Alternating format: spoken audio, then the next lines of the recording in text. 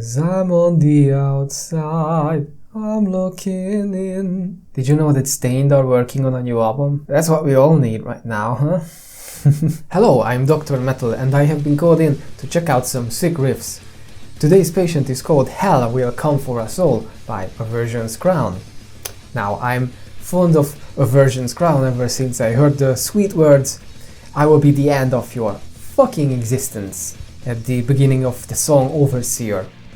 That must have been 2014, so it's 6 years ago now. Where did my youth go? I always liked their take on deathcore, with their high-level technicality, the chugging breakdowns, the absolutely disgusting vocals that sound like an abhorrent beast gurgling with your intestines. And of course the atmospherics that went well with the lyrics about alien invasions and body snatching. By 2017's Xenocide, they changed vocalists, which is never an easy thing to do for a band, but thankfully their music had enough character on its own, so they made the change quite well. Xenocide is one of my favorite deathcore albums of all time, so based on the strength of that album alone, I was already looking forward to this new one.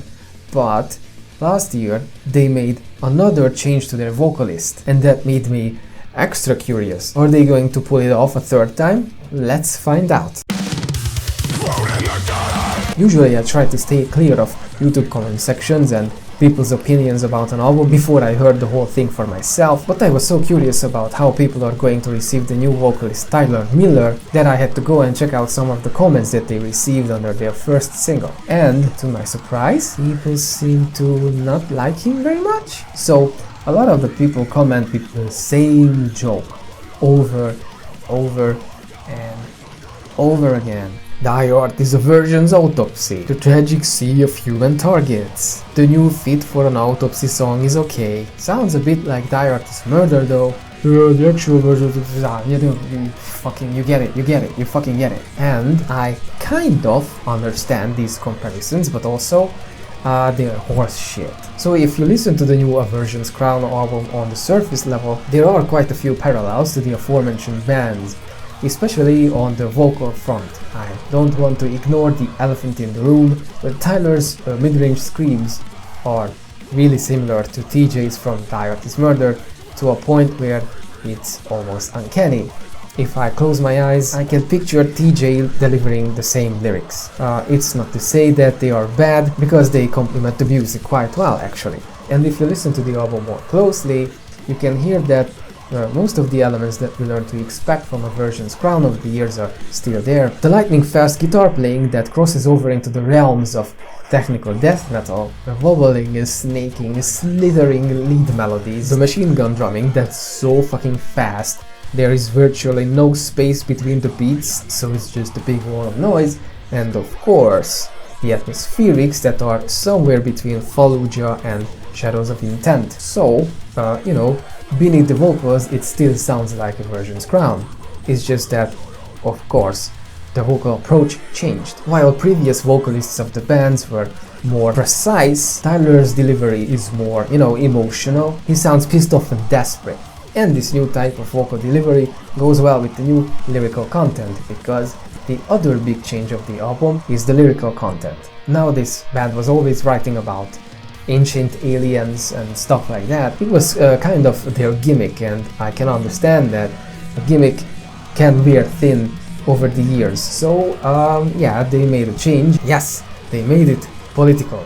So if you don't like political messages in your music and you would like to stick to your safe space with your fucking lyrics about rape and church burnings, you can pack up and leave right now, because these guys write songs about social injustices, the chasm between the poor and rich, and the exploitation of nature. Now, some people seem to miss the lyrics about the aliens, but me personally think that this is a change for the better. The ideas and themes expressed here are quite effective, and the best part is that they don't employ fucking puns to get their political message across, like, I don't know, Make America Hate Again or The American Scream.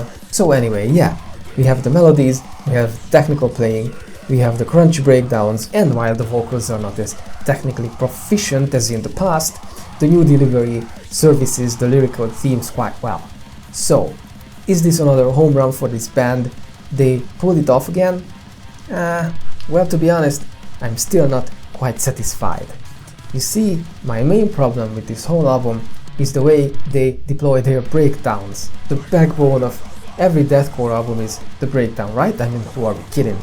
So, of course, we have plenty of that on this album as well, but the way they do it is kind of strange. Anytime a breakdown is coming, the music stops dead in its tracks, and they are signaling it from miles away. If you want to understand what I'm talking about, just listen to the breakdown at the end of first song and first singer, Soil.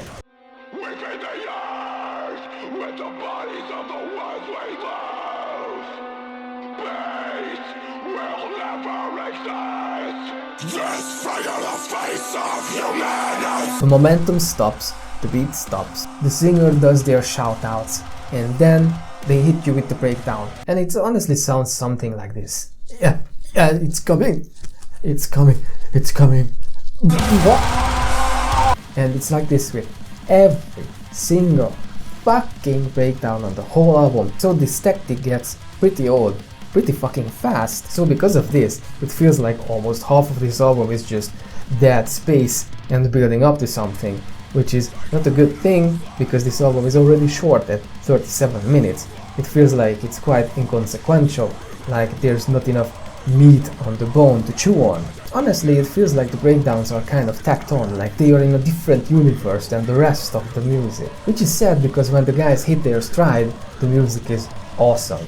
Like when they get to the part in Soil in the chorus where they say, "This is the birthplace of death, the end of man," gets me going every single time when I hear it. But however much I try, I can't get over the stop-start song structures. And just like the constant build-ups, I know you are going to play another breakdown. Jesus Christ. Seeing these things about this album makes me feel kind of bad because I'm sure that the guys worked very hard on it.